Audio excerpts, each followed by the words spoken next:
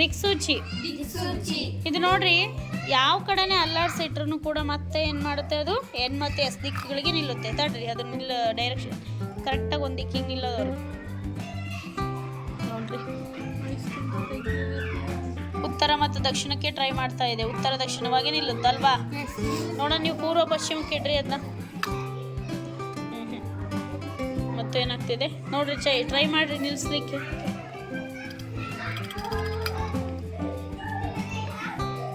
ಮತ್ತು ಏನಾಯ್ತು, ಉತ್ತರ ಮತ್ತು ದಕ್ಷಿಣವಾಗಿ ನಿಲ್ತು. ಹಾಗಾದ್ರೆ ಕಾಂತಕ್ಕೆ 2 ಧ್ರುವಗಳಿದಾವಲ್ವಾ? ಯಾವ್ಯಾವುದು? ಉತ್ತರ ಮತ್ತು ದಕ್ಷಿಣ ಧ್ರುವಗಳು ಇದ್ದಾವೆ. ಆ 2 ಧ್ರುವಗಳನ್ನ ಬಿಟ್ಟು ಬೇರೆ ಕಡೆ ನಿಲ್ಲಲ್ಲ ಅದು, ಆ 2 ದಿಕ್ಕುಗಳಿಗೆ. ಹಾಗಾಗಿ ಈ ದಿಕ್ಸೂಚಿಯನ್ನ ನಾವಿಕರು ಸಮುದ್ರದಲ್ಲಿ ಪ್ರಯಾಣ ಮಾಡುವಾಗ ಬಳಸ್ತಾರೆ ಮಕ್ಕಳ. ಅವಣ್ಣ, ನಿನ್ನ ಕೈಲಿರೋದು ಯಾವ ಕಾಂತಮ್ಮ? ದಂಡಕಾಂತ. ಈ ದಂಡಕಾಂತವನ್ನ ಕಬ್ಬಿಣದ ಚೂರುಗಳಲ್ಲಿ ಹಾಕು ನೋಡೋಣ.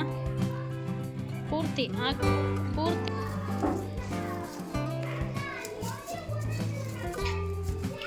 ದಂಡಕಾಂತವನ್ನ ಕಬ್ಬಿಣದ ರಜತಗಳಲ್ಲಿ ಹಾಕಿದಾಗ ಆ ಕಬ್ಬಿಣದ ಚೂರುಗಳು ಯಾವ ರೀತಿ ದಂಡಕಾಂತಕ್ಕೆ ಅಂಟ್ಕೊಂಡಿದ್ದಾವೆ ಅಂತ ನೋಡಿದ್ರಲ್ಲ ಮಕ್ಕಳ? ತೋರ್ಸು.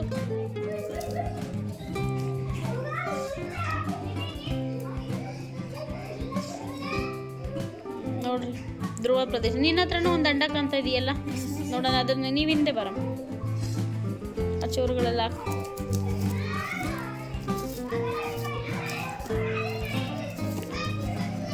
ಹೆಚ್ಚು ಧ್ರುವ ಭಾಗದಲ್ಲೇ ಕೂಡ ಆ ರಜತಗಳೆಲ್ಲ ಧ್ರುವ ಭಾಗಕ್ಕೆ ಅಂಟ್ಕೊಂಡಿದಾವಲ್ವಾ? ತುದಿಗಳು ಮಧ್ಯ ಭಾಗದಲ್ಲಿ ಅದು ಕಾಂತ ಆದರೆ ಎಲ್ಲ ಕಡೆನೂ ಕಾಂತ ಶಕ್ತಿ ಇರುತ್ತೆ, ಆದರೆ ಧ್ರುವ ಭಾಗದಲ್ಲಿ ಹೆಚ್ಚು ಕೇಂದ್ರೀಕೃತವಾಗಿರೋ ಶಕ್ತಿ ಅಂತ ಗೊತ್ತಾಗುತ್ತೆ. ಓಕೆ, ತೋರಿಸ್ರದ್ನ ಇಡ್ರಿ ಅಲ್ಲಿ ಕೆಳಗಡೆ.